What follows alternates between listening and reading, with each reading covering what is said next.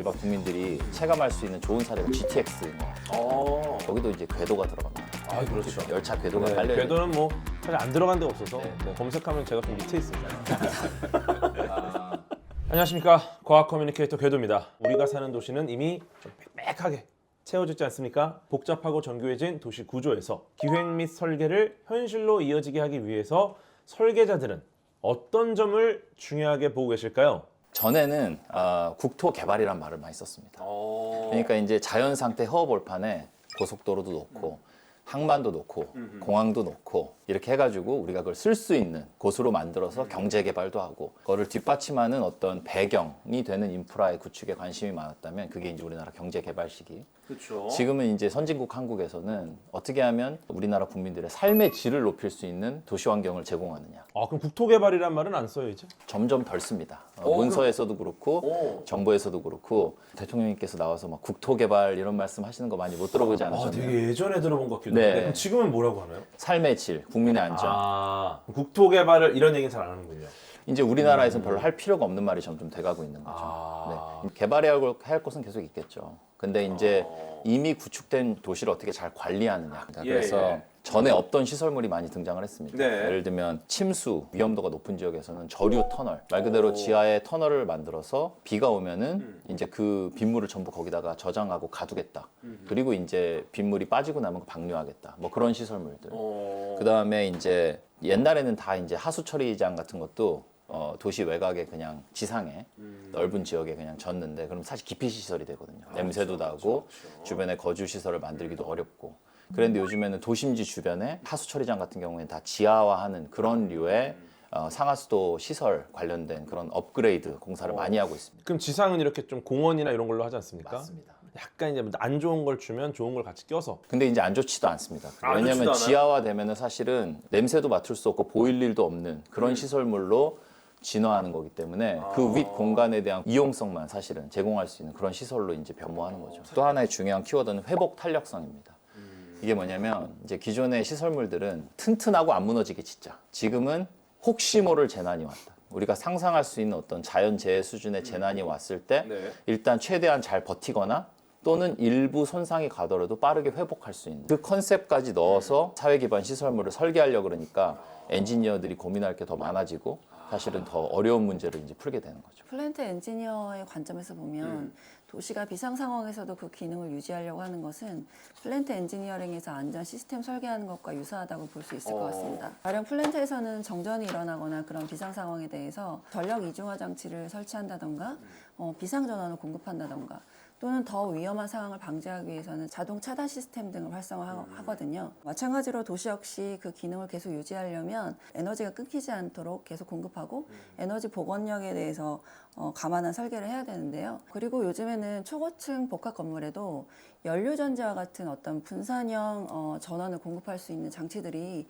설계에 포함이 되어 있기 때문에 만약에 외부 전력이 끊기더라도 실내의 공조라든지 통신이라든지 이런 부분들이 지속적으로 공급될 수 있도록 설계에 감안이 되고 있습니다. 또 어떤 사례가 있죠, 교수님? 이제 제가 말씀드린 뭐 회복 탄력성, 삶의 질 그런 것을 일반 국민들이 체감할 수 있는 좋은 사례가 GTX인 것 같습니다. 거기도 이제 궤도가 들어갑니다. 아, 그렇죠. 열차 궤도가 네, 깔려 있는. 궤도는 뭐 사실 안 들어간 데가 없어서 네, 네. 네, 검색하면 제가 좀 밑에 있습니다. 근데 GTX가 기존의 열차 그 지하 시설물이랑 다른 게 깊이거든요. 그러면 기존에 이제 지하철이 1, 20m 수준 깊이에 있었다면 지금 대심도라고 부르는 GTX가 40m, 50m를 들어갑니다. 그럼 그게 아파트로 한 몇 층 높이 정도 되실 것 같으세요? 한 20층 넘겠는데요? 한 15에서 20층 정도 높이 아파트를 땅속으로 넣어서 그 마지막 층에 지하철이 다닌다고 보시면 됩니다. 야, 쉽지 않은 게 근데 올리는 건 20층을 쌓으면 되지만 뚫는 거는 20층을 내리면서 안 무너지게 주변을 다 봐야 되니까. 야, 보통 일이 아닌데 이거. 네네. 예. 그래서 이제 안 무너지고 튼튼하게 짓는 것 자체도 공학적인 좀 난제가 있을 수 있고 혹시 모를 재난, 혹시 침수가 일어나거나 혹시 화재가 발생하거나 그랬을 때 지하철을 이용하는 승객 수백 명에서 또는 수천 명이 5분에서 6분 사이에 나갈 수 있느냐. 근데 이제 대심도로 가기 때문에 나가는 게 굉장히 어려워지거든요. 그러면은 어떻게 하면 빨리 연기를 이제 배출하는 배연 시설이 뭐가 있어야 되는지. 이 지하에 있는 50m에 있는 사람들을 빨리 지상으로 수송할 수 있는 그런 어떤 뭐 침수, 화재, 지진에도 버틸 수 있는 어떤 수직적인 어떤 수송 설비, 뭐 엘리베이터가 되겠죠. 첨단 시설들이 사실 그 인프라에 들어가게 되는 것이고 그런 것들에 대한 고민들이 이제 엔지니어의 숙제가 또 되는 것이죠. 좋습니다. 어쨌든 말씀을 듣고 보니까 지금 도시 설계 핵심 이제는 예측과 준비다 이렇게 보입니다. 요즘처럼 이제 심층 지하 공간이나 아니면 초고밀 이제 도시 인프라 건설을 이제 많이 하고 있는데요. 이와 같은 이제 도시 환경에서는 이제 단순한 물리적인 설계만으로는 이 대응이 재난 안전 대응이 굉장히 어렵습니다. 네네. 그래서 이제 디지털 트윈 기술을 이용을 해서 도시 관리나 정밀 위치 인프라 그리고 비상 통신망 등을 백업 체계로 만들어 가지고 핵심 인프라를 관리해야 되는데 예를 들어서 지하 40m 대도심 터널에서 센서를 촘촘히 배치해서 화재가 또는 침수가 어느 지점에서 이제 발생됐는지 실시간으로 좀 추적을 하고 그리고 연결되어 있는 이와 같은 통합 플랫폼을 통해서 AI로 이제 대피 경로 자동으로 안내해 줄 수 있게끔 사전에 충분히 시뮬레이션을 좀 하고요. 시뮬레이션 안에서야 사람들이 이제 딱 발생하면은 예정된 대로 뭐 통로를 따라서 빠져나고 하겠지만 뭐 심리적인 그런 것도 있잖아요. 패닉 상태에 빠지고 이런 것도 감안을 해서 시뮬레이션 하나요? 재난 시 사람들이 본능이라는 게 있습니다. 그쵸, 5대 그쵸. 본능이 있는데요. 네. 이제 제일 위험한 게 추종 본능인데 추종 본능, 예, 앞사람 따라가는 거. 앞사람 따라갑니다. 앞사람 네. 잘못하면은 예, 다 같이 이제 그냥 예, 나쁜 길로 가는 예, 거군요. 그다음에 이제 우리가 보통 보면은 자회 본능이라는 게 있습니다. 자회 본능. 어둡거나 우리가 이제 긴장 속에서는 네. 본능적으로 아 그래요? 왼쪽으로 가려고 하는 부분들이 있기 때문에 그리고 이제 지광 본능이라고 있는데 네. 밝은 쪽을 사람들이 따라갑니다. 그래서 그래서 이제 그와 같은 부분들을 사전에 감안을 해서 나중에 피난 경로를 설계를 하거나 대피 경로를 할 때도 조명으로 또는 통신으로 센서로 이렇게 좀 제공이 필요하지 않을까 생각합니다. 야, 막상 들어보니까 굉장히 디테일하게 이제 고려를 하네요. 그리고 안전이라는 것 자체가 사고 자체를 막는 것도 중요하지만 그 사고를 감당할 준비를 해주는 일.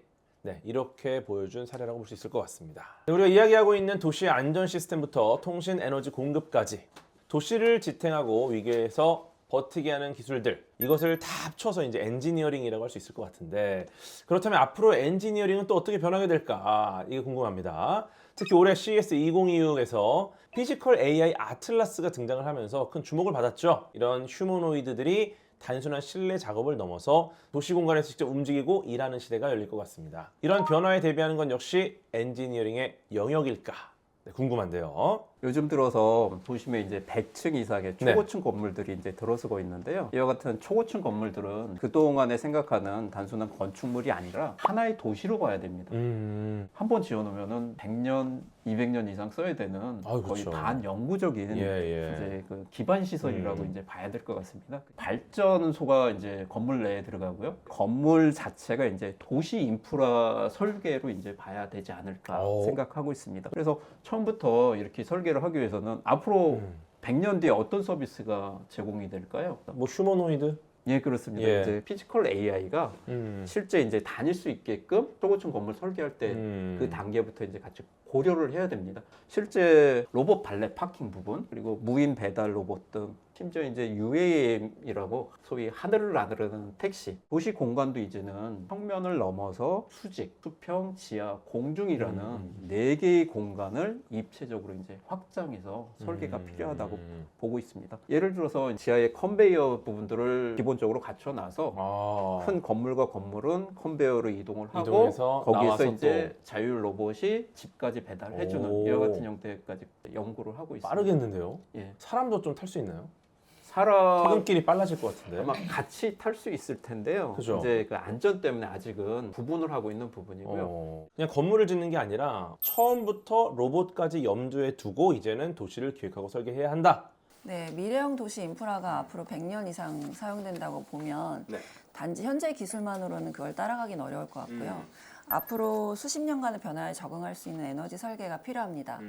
요즘 전반적인 산업계와 마찬가지로 플랜트 업계에서도 DX, AX와 같은 디지털 전환 기술을 적용한 그런 플랜트 설계가 활발히 이루어지고 있고요. 예전처럼 많은 인력이 투입되는 것이 아님에도 불구하고 효율적인 설비 구축이 가능하고 그리고 자동화, 무인화된 그런 시스템 운영이 가능한 상황입니다.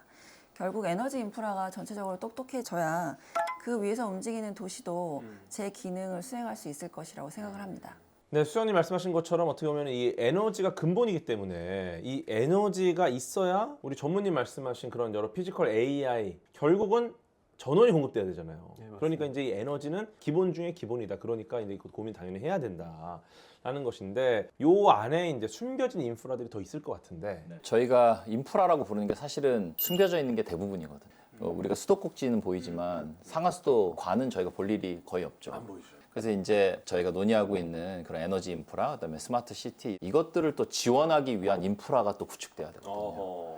제일 대표적인 게 데이터 센터 그리고 전력망 이것들을 가능하게 하는 데는 뒤에 여러 겹의 보이지 않는 레이어가 있고 그런 것들을 이제 설계하고 시공하고 이제 공급하는 그런 역할을 이제 엔지니어링 산업 또는 이제 인프라라는 산업이 담당하고 있다 이렇게 보시면 되겠습니다. 뭐 피지컬 AI나 로봇 이런 것들 잘 돌아가려면 결국은 그 아래 깔린 인프라, 이 레이어들이 너무너무 중요하다. 자동차가 처음 등장했을 때도 우리는 자동차만 봤지만 실제로 자동차가 이렇게 잘 다니게 된 거는 도로, 그다음에 뭐 연료 인프라, 어디서 주유를 할 수 있어야 된다. 이런 것들 또 시설들이 잘 갖춰져 있어야 됐고 도시 전체가 어쩌면 이 자동차에 맞춰서 재설계됐잖아요. 지금 이제 로봇이나 드론, 자율주행 같은 완전히 새로운 형태의 피지컬 AI가 등장을 하면서 도시도 정말 새로운 뼈대 위에서 다시 설계가 되고 있는 좀 느낌이 있습니다. 네, 어쨌든 이런 보이지 않는 레이어 중에서도 AI가 급부상하다 보니까 가장 많이 나오는 게 바로 데이터 센터입니다. 대규모 AI 모델 하나가 하루에 소도시가 사용하는 그만한 전력을 다 쓰고 연산 과정에서 발생하는 발열을 또 냉각시키기 위해서 여기도 굉장히 에너지가 많이 쓰이다 보니까 야, 도시는 이제 이 전기와 열을 동시에 감당해야 하는 공간이 되어버리고 말았습니다. 이런 도시 환경 속에서 에너지 플랜트 어떤 방향으로 지금 가고 있습니까? 지금처럼 AI가 급속도로 발전을 하거나 도심 곳곳에 데이터 센터와 같은 그런 설비들이 많이 증가하고 있는 상황에서는 기존의 에너지 설계만으로는 그것을 해결할 수 없을 것이라고 예상을 합니다. 감당이 안 되죠. 예, 기존에는 저 원거리에 있는 뭐 대규모 발전소에서부터 전력을 공급을 받았다면 앞으로는 이제 도시 근처나 또는 도시 내부에서 이런 전력을 공급할 수 있는 분산형 에너지와 같은 그런 것들이 그 대안으로 떠오르고 있습니다. 그 중에 하나로 자주 언급되는 것이 SMR인데요. SMR은 상대적으로 소규모고 안전이 내재화되어서 설계되어 있기 때문에 도시 인근에서 이런 SMR을 공급하는 분산형 에너지원을 공급하는 것이 요즘에 한 추세라고 볼 수 있을 것 같습니다. 수장님 말씀해 주신 이 SMR 한국이 정말 앞서 있습니다. 이게 강점들이 굉장히 많고 가장 유리한 강점은 제가 봤을 때는 진짜 문제가 생겼을 때 그냥 놔두면 되는 자연 쿨링이 가능한 이런 아이디어들. 네, 그리고 규모 대비 굉장히 많은 전력량을 생산할 수 있단 말이죠. 그러니까 야, 도시명 SMR과 연계된 스마트 플랜트 기술 요거는 정말 세계적으로 주도권을 확보해 나가고 있는 중이 아닐까 싶습니다. 수소나 암모니아 같은 탄소 중립 연료로 전환되는 것도 가속화되고 있죠. 네, 맞습니다. 네. 최근에는 재생에너지 확대 정책과 맞물려서 그린 수소 생산에 대한 관심도 많이 대두되고 있습니다. 생산에도 탄소 배출 안 되고 사용할 때도 배출 안 되고 네, 제일 좋은 맞습니다. 거죠. 네네네. 네, 그린 수소 좋습니다. 이 그린 수소의 장점이라면 이제 간헐적인 재생 에너지를 저장이 가능한 에너지 형태로 바꿀 수 있다라는 전력망의 유연성을 높이는 데 기여했다고 볼 수 있습니다. 이런 점에서 에너지를 생산하고 공급하는 플랜트는 사회 환경과 지속 가능한 그런 부분을 책임질 수 있는 방향으로 진화하고 있다고 볼 수 있습니다. 정말 신기한 게 우리가 그냥 스위치 누르면 불 들어오는 게 당연하다 생각을 하지만 그 이면에는 이렇게 탄소를 줄이고 열을 식히고 도시 전체를 설계하는 기술자분들의 정말 숨은 노력이 있었다는 거 아니겠습니까? 에너지 플랜트 관련된 논의에서도 결국에 공간의 문제가 또 발생을 한다. 기존의 이제 토목공학의 시작은 우리가 상상하기 쉬운 육지에서 주로 뭐 땅을 잘 골라서 철도도 넣고 도로도 넣고 주택도 넣고 그런 것부터 시작했다 그러면은 이제 어느 순간부터 사람들이 구조물을 공중에 띄워서 이제 공중의 어떤 공간도 사회환경이나 산업시설을 뒷받침하는 데 쓸 수 있나? 제일 대표적인 게 혹시 뭐라고 생각하시나요? 교량 아니겠습니까 역시? 네, 맞습니다. 네. 정확합니다. 교량이 결국에는 이렇게 뭔가 구조물을 세워서 받쳐서 들고 있거나 아니면 어디 걸어놓거나 그쵸. 그래가지고 공중의 공간을 쓰도록 한 거거든요. 네네. 그러다 보면 이제 그럼 지하로 또 가고 싶으니까 지하 시설의 제일 대표적인 거는 다들 아시겠지만 터널. 앞으로 에너지 또 전력 이런 산업 시설물들이 실수요의 공간까지 이어지도록 하는 그 있는 부분들 그런 부분들에 대해서도 굉장히 엔지니어링적으로 저희가 풀어야 될 문제들이 많이 있습니다. 그래서 어쩌면 에너지를 뭐 어떻게 만들지, 얼마나 필요한지, 얼마나 이제 충당이 되는지 이거 중요한데 나아가서 여기서 이제 어디에 어떻게 연결하고 배치하느냐, 이 공간의 연결이 도시 설계의 핵심이다, 이 말씀이시네요. 맞습니다. 네. 근데 지금 사실 이제 우주에도 이제 확장을 해가지고 우주라는 공간에서 어떤 데이터를 처리하고 또 지상으로 보내고 뭐 이런 것들도 지금 하고 있잖아요. 데이터 센터가 이제 굉장히 이제 최근에 모든 국가에서 가장 핵심 사업으로 이제 추진하고 있는데요. 이 부분을 이제 아예 우주까지 가지고 가자로 하는 프로젝트가 미국에서 이제 좀 추진되고 있지만, 우주 환경의 여건을 이용해서 데이터 센터를 한번 최적화해보자. 지금 현재 문제되고 있는 데이터 센터의 에너지원, 냉각 부분들이 상당히 많이 해결될 수 있지 않을까 싶습니다. 이제 지구를 넘어 우주까지 상상하는 이런 스케일의 기술, 이것이 결국 일상을 바꾼다. 이건 정말 대단한 일이 아닌가 싶습니다. 네, 오늘 저희가 이야기 나눈 내용도 다 따지고 보면 엔지니어링이라는 이름의 기술적 상상력이 현실이 된 결과들이죠. 그런데 이게 워낙 일상 깊숙이 들어와 있다 보니까 우리가 인식하지 못한 채 그냥 누리고 있는 경우가 대부분입니다. 저도 오늘 세 분 전문가분들의 말씀을 듣다 보니까 앞으로 지하철이나 엘리베이터를 탈 때마다 정말 눈에 보이지 않더라도 그 이면의 것, 드러나지 않는 것들, 이 엔지니어링에 대한 고민들을 해보지 않을까라는 생각이 좀 드네요. 엔지니어가 뭐 하는 사람이냐라고 하면 한마디로 그냥 요약하라 그러면 저는 문제 해결자. 거기서 이제 여러 가지 공학적 또 판단 또는 어떤 창의력을 발휘하실 기회들이 있기 때문에 그런 것들을 여러분들이 좀 자부심을 느끼고 재미를 느낄 만한 그런 산업이 아닐까 저는 그렇게 생각합니다. 굉장히 네. 기술들이 급변하고 빨리 변화가 되고 있는데요. 그쵸. 엔지니어링은 그 가치 자체가 굉장히 오래 갑니다.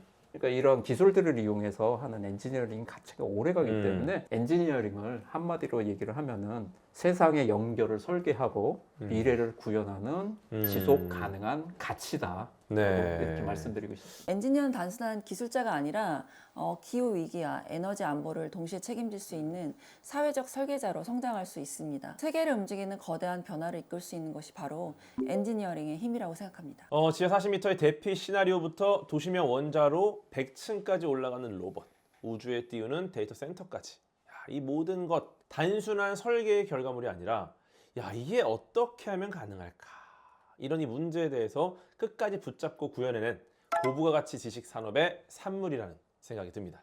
네, 여러분, 이 엔지니어링이라는 보이지 않는 아주 강력한 힘, 많은 관심 부탁드리고요. 앞으로 많은 전문가분들이 이 방송을 통해서 또 성장하시기를 소망합니다. 지금까지 과학 커뮤니케이터 교도였습니다. 고맙습니다.